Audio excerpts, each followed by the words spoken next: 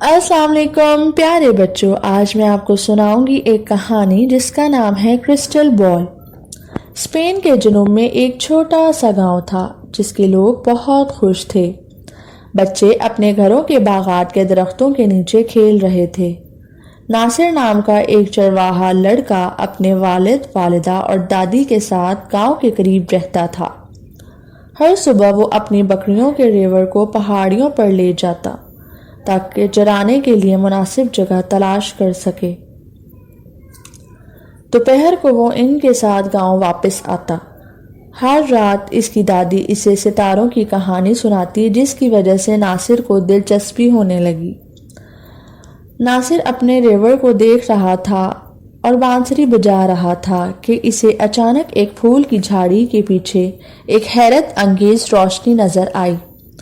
جب وہ جھاڑی کے پاس پہنچا تو اسے ایک شفاف اور خوبصورت کرسٹل بال نظر آئی۔ کرسٹل بال رنگ برنگی روشنی کی طرح چمک رہی تھی۔ ناصر نے اسے احتیاط سے ہاتھ میں لیا اور پلٹ گیا۔ اچانک سے حیرت کے ساتھ کرسٹل بال سے آواز سنائی دی کہ آپ کی خواہش میں پوری کر سکتا ہوں جو آپ کا دل چاہتا ہے۔ ناصر کو یقین نہیں آ رہا تھا کہ اس نے حقیقت میں یہ آواز سنی ہے۔ اس وجہ سے وہ الجھن میں پڑ گیا۔ اس کی اتنی خواہشات تھیں کہ وہ ایک خاص خواہش کا فیصلہ نہیں کر سکتا تھا۔ اس نے اپنے آپ سے کہا کہ اگر میں کل تک کا انتظار کروں گا تو مجھے بہت سی باتیں یاد آئیں گی، تب میں اپنی مرضی پوری کروں گا۔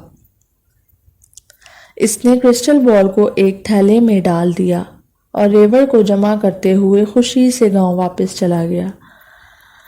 اس نے فیصلہ کیا کہ وہ کرسٹل بال کے بارے میں کسی کو نہیں بتائے گا۔ اسی طرح کافی دن گزر گئے۔ ناصر بہت خوش دکھائی دے رہا تھا اور آس پاس کے لوگ اس کے مزاج کی تبدیلی دیکھ کر حیران رہ گئے۔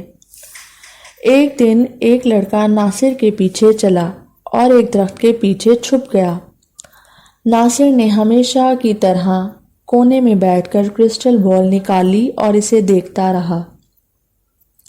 ناصر تھوڑی دیر بعد سو گیا اور وہ بچہ کرسٹل بال لے کر بھاگ گیا۔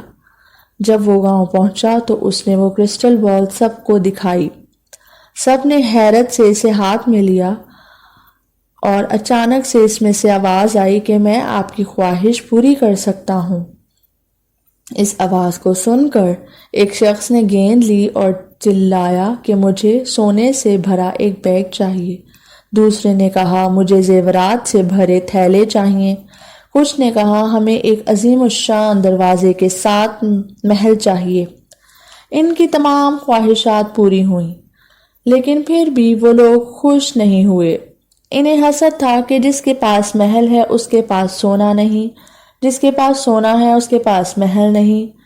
اس وجہ سے انہوں نے ایک دوسرے سے بات چیت کرنا چھوڑ دیا۔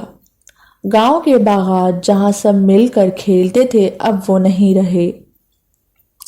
صرف ناصر اس کا خاندان بہت خوش تھے۔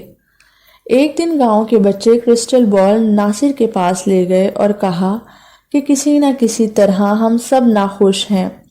ناصر نے کہا ہاں میں نے دیکھا ہے کہ گاؤں میں اب پہلے کی طرح سب لوگ نہیں کھیلتے۔ اس نے کہا کہ اگر آپ واقعی چاہتے ہیں کہ سب کچھ اپنی جگہ آ جائے تو میں یہ خواہش پوری کروں گا۔ ناصر نے کرسٹل بال سے خواہش کی کہ سب پہلے جیسا ہو جائے۔ ایک لمحے میں محلات غائب ہو گئے اور لوگ خوش رہنے لگے۔ ناصر نے سورج غروب ہونے تک بانسری بجائی اور اپنی زندگی مطمئن طریقے سے گزاری۔ اخلاق یہ ہے کہ ہمارے پاس جو کچھ ہے اس سے ہمیں خوش رہنا چاہیے۔